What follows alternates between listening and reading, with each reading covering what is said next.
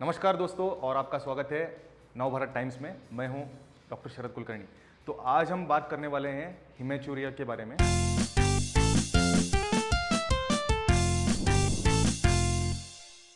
तो हिमेचुरिया मतलब है, हीम मतलब ब्लड या खून, एंड यूरिया मतलब यूरिन। तो पेशाब में अगर खून निकल रहा है या यूरिनेशन में ब्लड निकल रहा है तो इसको हम हिमेचुरिया कहते हैं। तो ये रहा इसका डेफिनेशन। अभी देखते हैं इसके कारण क्या क्या हो सकते हैं। तो सबसे पहले इसका कारण हो सकता है एक्सट्रीम स्ट्रेन और स्ट्रेस।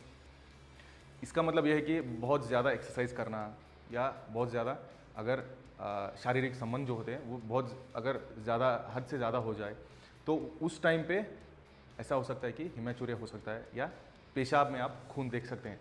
और अगर कुछ ब्लैडर में या किडनी में या यूरेटर में जो ट्यूब रहते हैं वहाँ पे अगर स्टोन है तो, या पत्थरी जो बोलते हैं डिसीज़, वहाँ पे भी ऐसे हिमेचुरिया हो सकता है। या ट्यूमर, वो कैंसरस ट्यूमर हो सकता है, या कई तरह के जो बेनाइन ट्यूमर्स भी होते हैं अगर वो ब्लैडर में हो गए हैं तो वहाँ कई तरह के चेंजेस होते हैं और वहाँ से खून निकल के वो पेशाब में भी आ सकता है।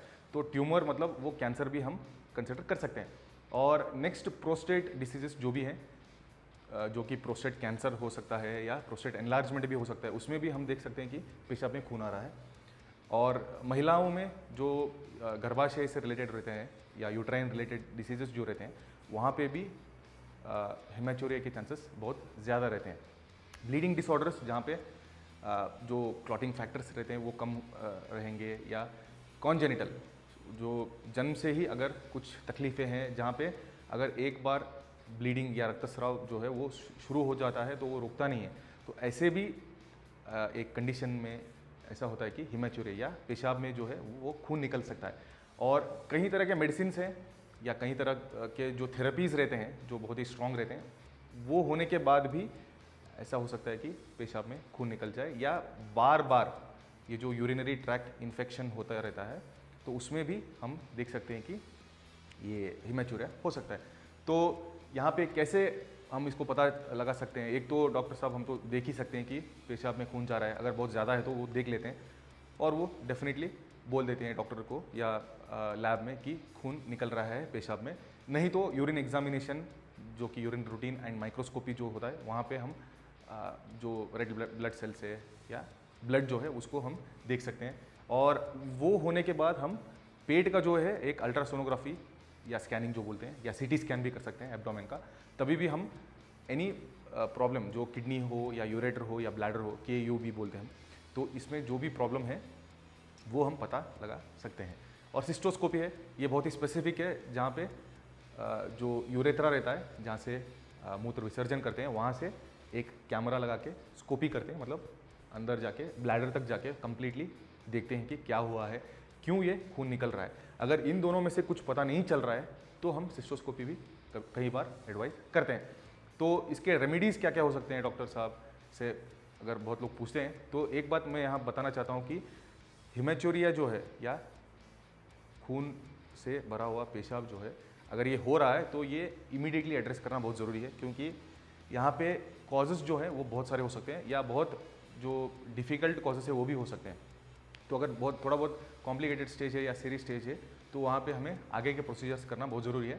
तो उसको मेंटेन करने के लिए थोड़ी देर तक हम ये रेमेडीज़ यूज़ कर सकते हैं। वहाँ पे सबसे पहला आता है टच मी नॉट प्लांट, जो एक प्लांट है जिसको हम छूते ही वो पूरा सिकुड़ जाता है। वो जो प्लांट है उसका अगर हम पत्ता जो है उसको लेके, पत्ता और स्टेम पूरा जो है उसको लेके साफ़ करके उसको हम पानी में पका के, वो पानी अगर हम पीते हैं तो इससे ऐसे जो ब्लीडिंग हो रहे हैं वो धीरे धीरे थोड़ी देर के लिए रुक जाते हैं, ठीक है। और गोक्षुरा मतलब जो गोखरू बोलते हैं, गोक्षुरा हम आयुर्वेद में बोलते हैं उसको, संस्कृत में गोखरू जो होता है, तो उसका भी जो कषाय है उसका पाउडर मिलता है, वो पाउडर हम पानी में डाल के पका के वो पानी भी हम पी सकते हैं, वो भी अच्छा है।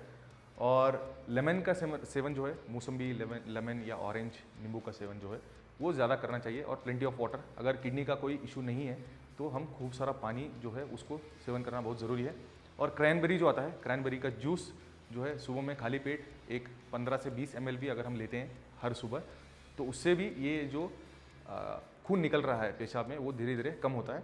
और फाइनली छाछ बहुत ही एक बेहतरीन तरीका है जिससे हम ये खून जो निकलते रहता है उसको हम डेफिनेटली रोक सकते हैं। तो ये एक सिंपल रेमेडीज़ है, इसका मतलब ये नहीं कि हम यही करते बैठ जाएं और आगे हम इन्वेस्टिगेशंस ना करें। इन्वेस्टिगेशंस की ज़रूरत हमेशा रहती ही रहती है, क्योंकि हमें एग्जैक्टली पता लगाना चाहिए कि वो इशू कहाँ पे है, किडनी में है, यूरेटर में है या ब्लैडर में। तो ये था हेमेचूरिया के बारे में एक संक्षिप्त वाला एक इन्फॉर्मेशन। आशा करता हूँ कि आपको ये वीडियो अच्छा लगा है। अगर ये वीडियो अच्छा लगा है तो डेफिनेटली ये वीडियो को आप शेयर कीजिए और नवभारत टाइम्स को भी सब्सक्राइब कीजिए। अगले वीडियो में मैं आपसे मिलूंगा एक नए हेल्थ टॉपिक को लेके। तब तक के लिए सब लोग स्वस्थ रहिए। नमस्कार।